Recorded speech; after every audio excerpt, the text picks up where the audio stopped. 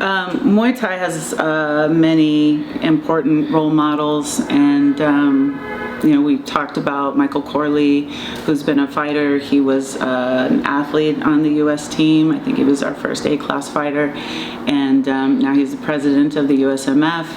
He gives back. He does a lot of different sort of events and teachings that go to refugee kids and other athletes, former athletes like Desiree Brandt, who also fought on the U.S. team, who is now team manager and also spoken of very lovingly as Mama Des, keeps everybody in line and has really dedicated a lot of her life to giving back to the Muay Thai community.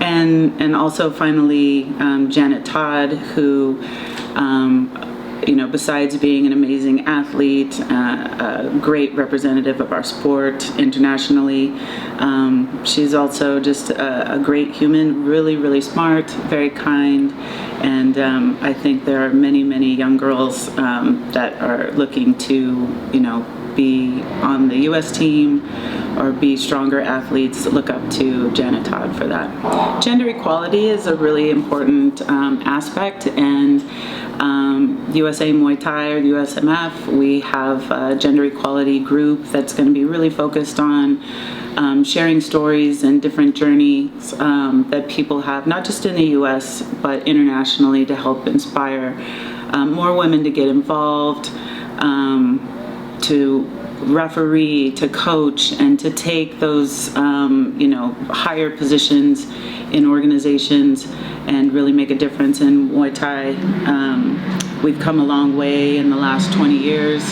I think in 2018 in Cancun, IFMA reported for the first time 50% in the elite categories. So that meant there were the same number of A-class male athletes as there were female athletes, and that was a huge accomplishment.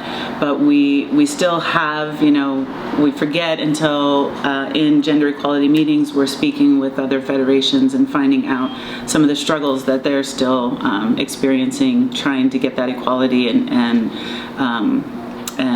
pushing for that for their athletes. So we're very fortunate here, but we have a lot of more work to do, and hopefully through our Gender Equality Commission will give us the platform to do that.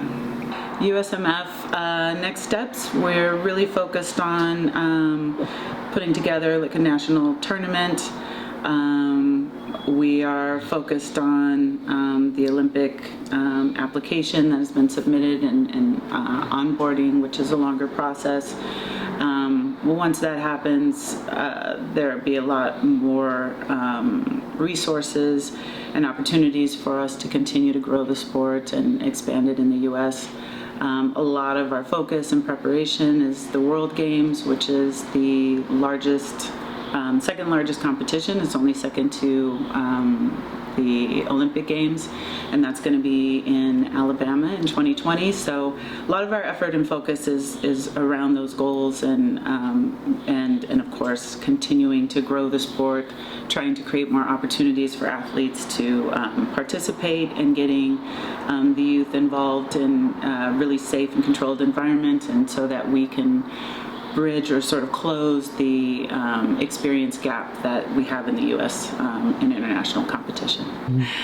I love Muay Thai because people look at it and if you're not familiar with the sport or combat sports, you might think that it's a really brutal sport, but it's really beautiful. It's a dance.